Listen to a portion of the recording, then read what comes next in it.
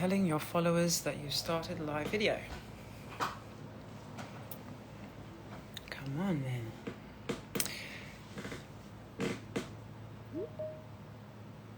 Good evening, good afternoon. Where are you joining us from?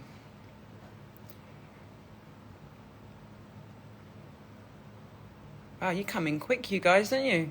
Right, so my name's Zoe Jonia. I am the Director of Women's Programs at James Beard, and I'm excited to be... Oh, look at this, Monte Carlo's right here. Come and get it. Monte Carlo, chef extraordinaire. I'll do a proper introduction, obviously, and also Chef Dawn Burrell, Texas's finest. There's Monte Carlo. Hi. I hope we have a stable connection. Everyone, Beamore's in the house. How's it going? I can't hear you very well. I don't know why. Frozen on my screen, so I hope that doesn't persist. Let me see. We're in from India. Monty, can you see me okay?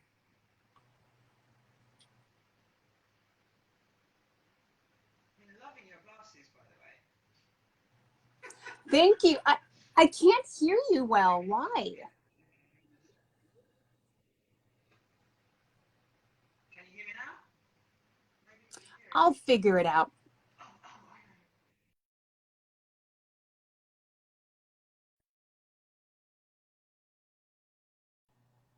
How about now? Ooh, yes. Oh, yeah. Dawn's gone. She was here a second ago. Let me just try and get Dawn back. Heard. God, all the men want to join this Women's History Month conversation. I keep getting so many requests to join from male chefs. Dawn, are you out there, Dawn? Monty, how are you? Where are you calling from? Are you in LA? I'm in LA. I'm amazing. My kid's hanging out at his school, so I have some time to myself. Very nice. No. We're going to fill it up for you, babe. We're filling up your spare time. No, I'm excited about that. This is an incredible, beautiful thing to be asked to do this. I want to thank you so much for even thinking of me. Thank you. That's amazing. Very nice. We are very lucky to have you, so thank you for joining us. I'm going to get started because we don't have super long. I know that Dawn did try to join this conversation, but she's not here yet. So let me do the one-sentence bio for Monte Carlo. Puerto Rican food TV personality. Also, I just said Puerto instead of Puerto. Puerto. You know what? At least we sound so fancy. Special event chef and content creator extraordinaire. Thank you, Monty, for joining us. We're here today to talk about leveraging your brand for social media and partnerships on social media. So listen, you've got an amazing profile on social media. So how? But the question I want to ask first is, what to you is a brand? Because your career, right, is centralized around you as a personality. Am I wrong? Yeah. No, I have a personal brand, which is very different than a business brand, right? Yes. You know, a brand for me is so much more than you know, a name or a logo or a product that you sell. It's really more about perception. You know, it's like the feeling that you get when you evoke the name and the logo. Hi, I'm here. I made it. I'm sorry. Yes. I X'd out when I should have been just patient. And so I'm here. Oh, honey. I'm in my car, as you can see. But I'm still very excited. As long as you're here. About joining this conversation. So, okay, let's start from the top. We have Chef Dawn Burrell. We have Chef Monte Carlo. Hello. And we are here for Women's History Month, closing series of live IDs, and we're talking about leveraging your brand. So Dawn, I just asked Monty if she thought there was a difference between a personal and a business brand. She says yes. I'm going to give her 30 seconds or a minute space to answer the question properly, because in midway through, if that's okay. Monte, tell us again. I'm sorry, babe.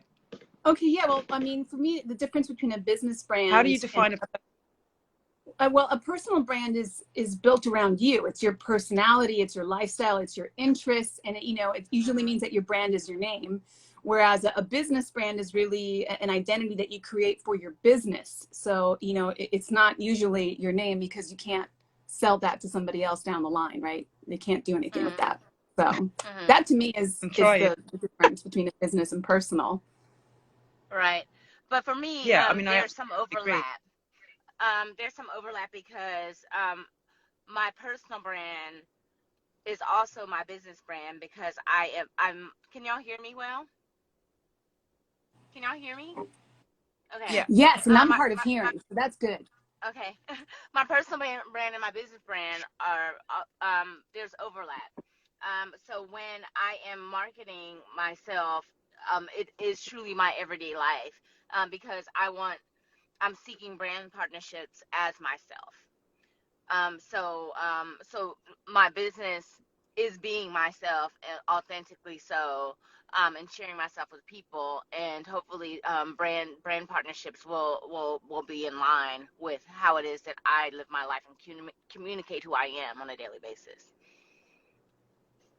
But Dawn, if you had a restaurant, for example, I mean, sorry, not if, but if you have separate business locations, for example, they would have different identities on social media, presumably, for you? Yes, exactly. So in that instance, Lady then August has one. I'm sorry. Lady August has but one I think also. Okay.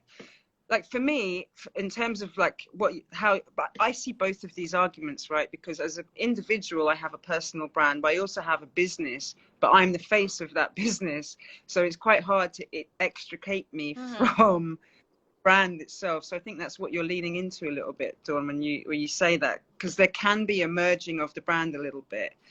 But what do we think about, how do we show people, how do you build a personal brand, and what's the value if you do have a number of businesses, or whether you do or not?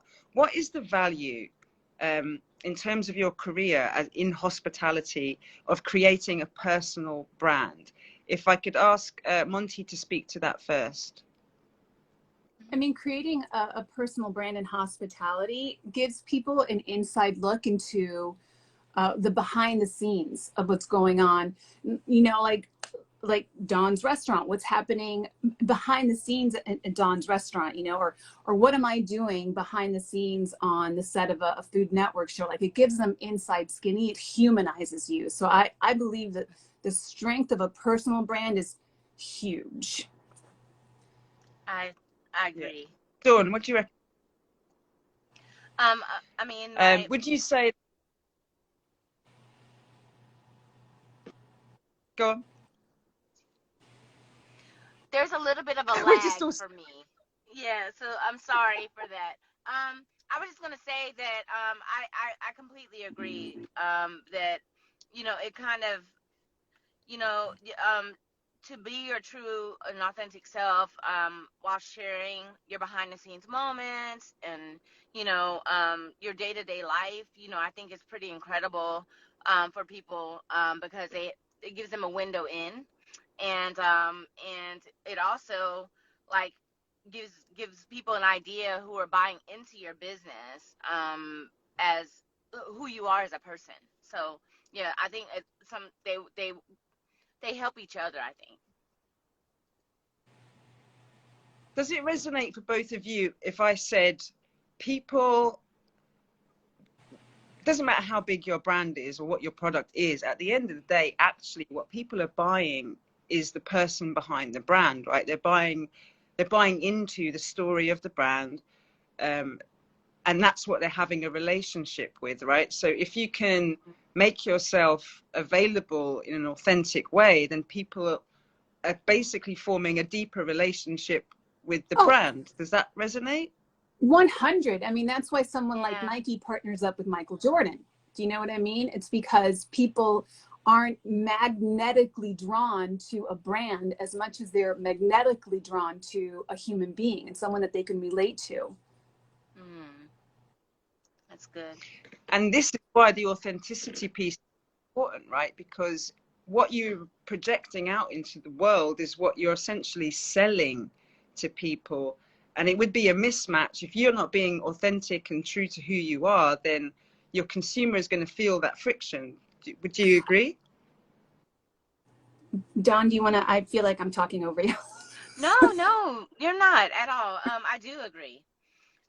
That's why I say it over and over again. Like, you must be true to who you are as a brand, and you must view yourself as that. And like, if you're not being fake or inauthentic, then you don't have to try, right? It just comes out because that's who you are genuinely.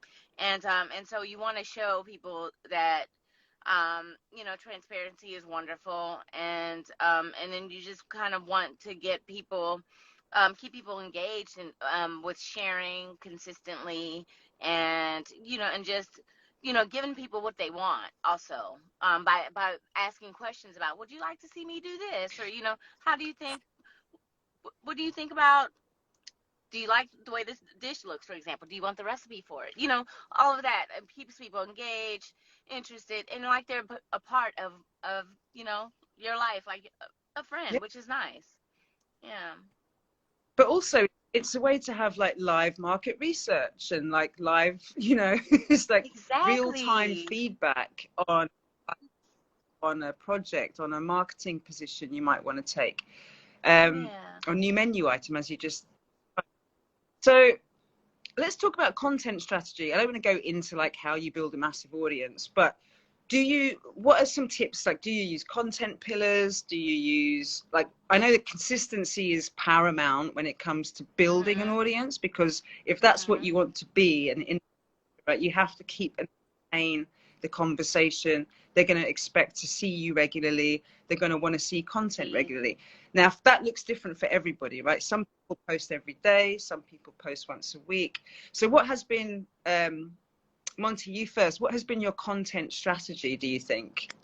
Well, I mean, Do you before you use even content pillars, for started, example, before you even get started on a strategy, you really have to know who your audience is, right? I mean, that's the most Yes. important part. You have to know what they like and what they don't like, what their behavior is online.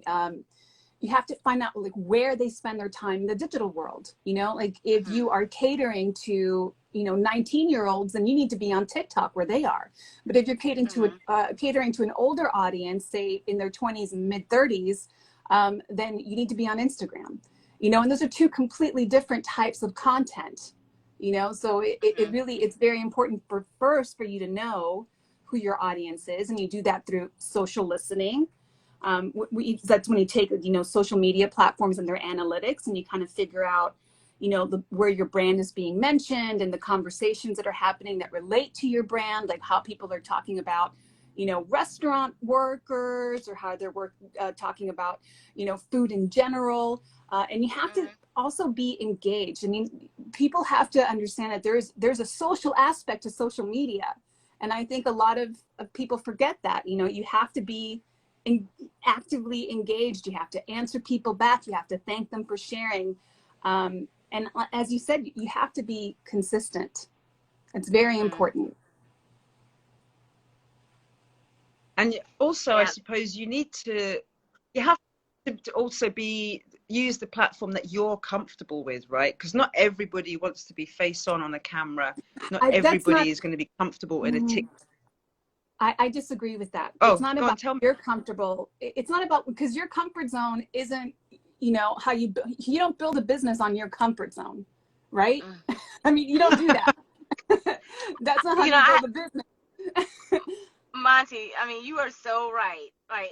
And I'm just speaking not only about building a business, but also, I mean, to be truthfully honest, all of this is uncomfortable for me. There's a certain comfort level that does not exist when sharing comes, not because it's inauthentic, but because I'm overly critical of things, right? And so maybe there's a moment that I might not think that I'm not super proud of this dish. I don't think that it looks the best, so I won't share it. But but I will go to my social media person, like, share that dish. People will love it. It doesn't matter. You made it. And it always turns out to be that they are really appreciative of me sharing, and just, and not worried about what's uncomfortable to me, but to do it anyway, because the goal is to share who you are, whether it's their complete successes or failures. You're just sharing it all, and so I really appreciate the feedback, and that's why I also have somebody to help me, because my filter is maybe a little bit too big, or too small. It's too small, I should say, the holes. But So what I like, and yeah. what I like from her, basically, being vulnerable on social media is not only okay, but it's actually going to be welcome from your potential audience, right? And Yeah. showing people that you are capable of making helps them feel safe. And on that, Yeah. on the subject of like people, kind of more referring to people who are a bit camera shy, but like, here's an example profile that does this really well. Like Alicia Summer, you hardly ever see her face on her profile, but she posts consistently with meaning, with purpose, with authenticity, with vulnerability. And you really feel like you're getting to know her, but quite a lot of the time, she'll only have half her face or a quarter of her face on camera. And So, another thing that you there's can ways to do, navigate it. and another thing that you can do if you're camera shy is utilize user generated content. That's where you ask your audience to talk about your brand or post pictures or videos, and you share what they've shared. They tag you in their comments, they leave reviews, they join discussions like what we're doing right now. Yeah. And that's Yeah. another way to really actively participate in social media without having to be the face. Got it. That's true. Okay. Yeah, I'm into this. Right, now let's get to the crunch, which is like, how do you make the money? How do you, there's a few things going on, right? Because sometimes you're building profile quickly, you're an influencer, brands see that, they've probably got some software, they've run your profile through their software, and they're like, oh, she gets really good engagement on her food pictures, we want to work with her. How do you decide what brands to work with, and how have you built your brand in a way that maintains your integrity around your personal values, so that you're only attracting that type of brand? I know that's a long question. Mm-hmm. No, but Who wants it's to a go great first? question. It's a thorough question. It's a thorough question. Can I go? Yes, please. I'll go. Okay. So, my posts have three categories, and not to be so structured, but it makes sure that, I'm sharing all the facets of myself and my life, that with people in an organized way, to make sure that, that people understand who I am. So there are, so for example, it would be like my exercise life, when I do it and do it consistently, but also when I fall off, all of those things. My behind the scenes pictures, food, cooking, recipes, all of that fits in one category. And then, like, my interests, my lifestyle, like, do I like to go out with friends and hang out. I like to dress up sometimes, I share those. And I share my interests, like climbing and skating and things like that. Things that bring me joy and happiness, and hopefully I'll find other people that like these same things, and they'll appreciate that content. So from there, I choose brands that are in line with all of those facets of me. Like, so I would choose like a brand that may have coolers, or chests of some sort for my outdoor life. I will partner with brands that I admire as a chef. Cheese, really delicious cheese brands and things like that. And then there are other times that I just want to be chosen, to be a spokesperson for a product, or teach a cooking class to major corporations. So I want to show that I'm able to do that through my demos that I make on Instagram. So that's how I approach it. Monte, Thank you, I Dawn. mean, Monte, do you have what's great about being in food and hospitality is that the amount of brands that fit under that umbrella are huge, right? Yeah. So for me, it's always about asking myself, is this something that is going to build trust in my brand? Like, will people say, okay, she knows what she's talking about? Is it going to add value to their life? You know, and also, will it generate buzz? Because buzz is very important. You don't That's want to true. just do something to do something and make a little money and then it's a dud. You know, you have to think Right. about who you're partnering up with. It's sort of like when we go back to, you know, Michael Jordan and Nike. Nike partnered up with Jordan when they were nobody, you know, and he brought them to a new level. He was actually an Adidas guy. And then you think about Adidas, and they partnered up with Kanye, which was great at first, right? But then what happened when Kanye had a little bit of a breakdown? Do you know what I mean? It's like you really have to be careful about who you choose to partner up with and what their values are. And, you know, you really have to be able to see into their future and see, okay, is this someone that's going to be, you know, like, you know, equal to my values and parallel to my value system for the long term. Yeah, that is definitely, I'm so glad that you said that, because that is certainly something I've learned in more recent years, is like, think long term with brands, not just like short, quick one-off actions. Okay, what would you say about, what are your top 3 do's, both of you? Dawn, you go first. When it comes to, with this in mind, with like a long-term brand partnerships in mind, top 3 I would as say, in do I mean, post regularly.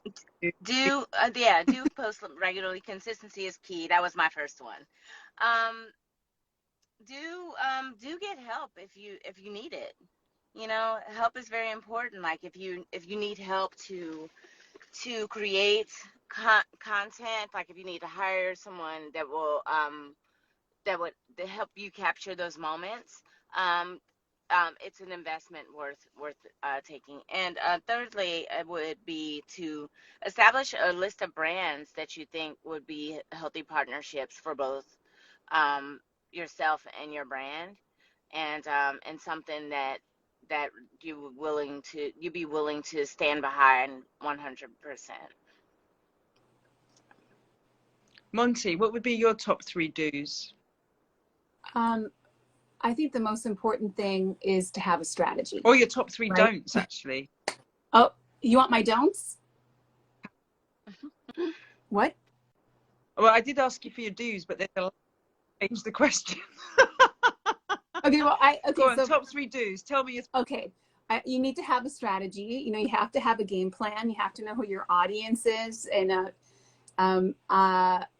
you need to have measurable goals, right? So you need to have that strategy in place.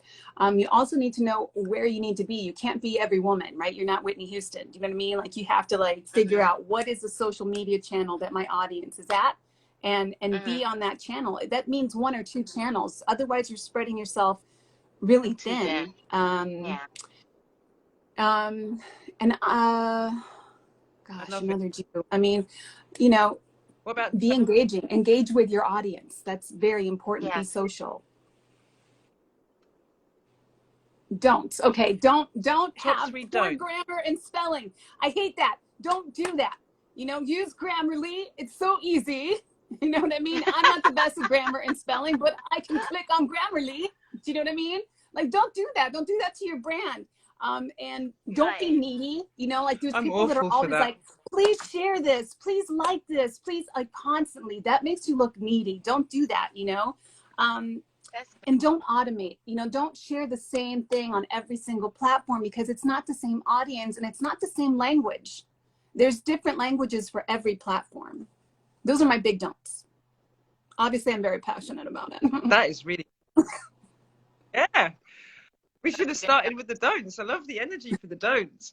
Dawn, what are your top 3 don'ts? Oh, Dawn's buffering. Oh, no. There's a huge lag. Okay, while Dawn is buffering,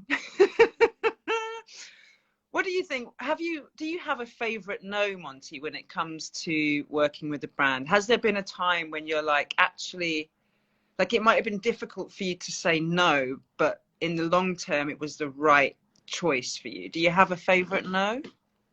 I mean, I'm not going to share the brand, but, you know, I have said no to brands. You know, I'm a single parent. That's very hard for me because I, you know, need money. Keeping kids alive takes a lot of money, you know, and I make my living off of social media. But, you know, there are, my kid is trans, you know, so if the company is not aligned with a positive outlook on the LGBTQ plus community, I'm not going to align with them. You know, so I'm not going to mention brands, but there's certainly times when I've been offered a lot of money to say I like a product where I've been like, but you're jerks. So it's not happening. Do you know what I mean? That's for me. Absolutely. Absolutely. I'm on the same page. Dawn, you stopped buffering and you're back. I'm so pleased. Yeah, something weird we're happened, talking but I'm about, happy to be back. Go ahead. I think it's called the internet, that weird thing. But listen, I just asked Monte was, so you don't have to if you're not comfortable with sharing the actual brand name, but has there been an experience where, you know, you were offered something potentially big, potentially a lot of money, but you felt like there was a mismatch in the values? So in the long term, it was better for you not to, you know, so it was a good no. I think people get, especially when they're early on in their careers, right? I know it happened to me. You say yes, yes, yes, yes, yes, yes, yes, with not much due diligence, perhaps not much filtering. So, you know, I definitely have a big process now for all of that. So I'm wondering, do you have a favorite no that you're comfortable to share with us? I have not. I have not come across that situation yet, but I know that it will No? happen for sure. And then oftentimes I don't hear about them because I have you know, I have an agent that's vetting, you know, so she will vet whatever opportunity. She won't even bring it to me. She would just be like, it's a hard pass. And then she'll tell me about it later and like, oh, I'm so glad I didn't even have to think about that. Thank you so much, Shaylin. You know, like, so yeah. So I think that as a collective, my team and we already know what we want and what we're into, and who we are as a brand, and we don't deviate from it, and they will just do that work for me. That's fantastic. Monte, do you have an agent? I do, but my agent is with Innovative, which isn't necessarily a culinary centered situation. Do you know what I mean? So a lot of times I kind of have to explain things like, this is why this is important in the food world, you know, or this is who this person is, right?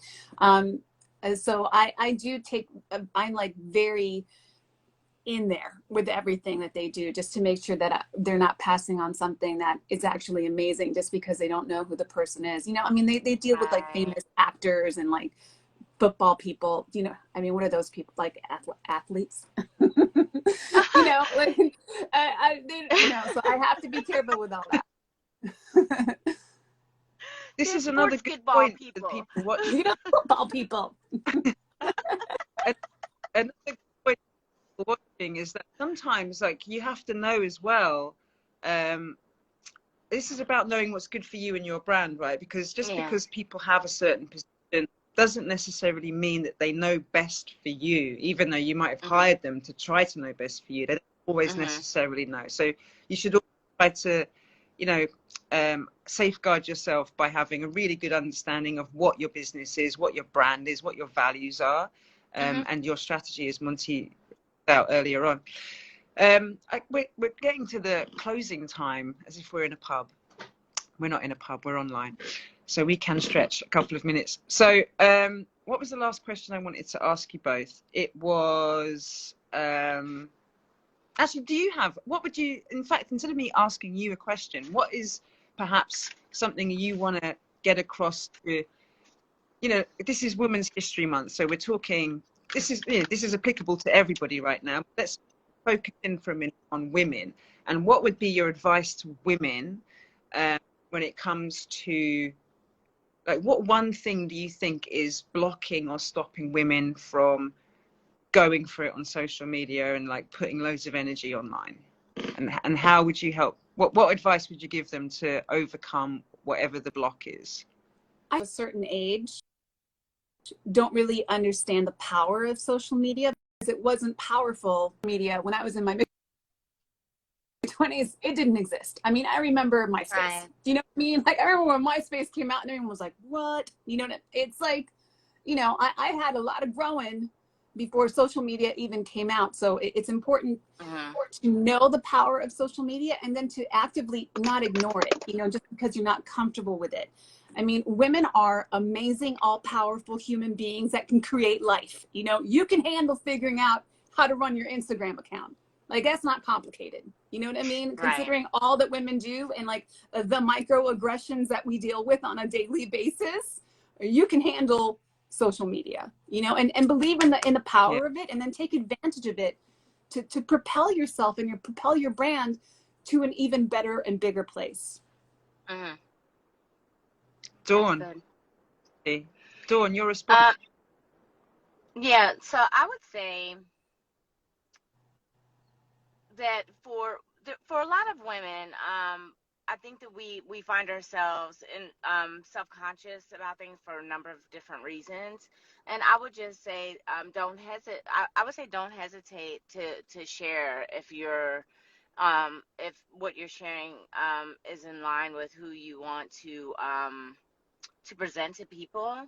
You know, don't hesitate to share, because you never know, you know, who you could help or who will be touched by whatever it is that you're doing, or whatever you're revealing to someone. And I had to find that out, and I learned that recently, because as I told you in the beginning of this panel discussion, that I had to figure out that it's okay to be imperfect, you know. And you said, Zoe, it is a safe space, you know. And so what we have publications all over, magazines, newspapers sometimes.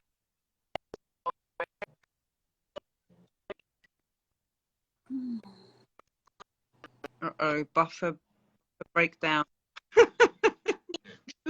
I wanted to close this out, Monte, by encouraging to come together on social media as a way to leverage each other's audiences, as a way to leverage each other's brands, give each other confidence, and support, right? Like, what do you think about that? Because sometimes collaborating isn't necessarily like just with big brands, is it? You can collaborate with other women to promote your restaurant or your menu or your product.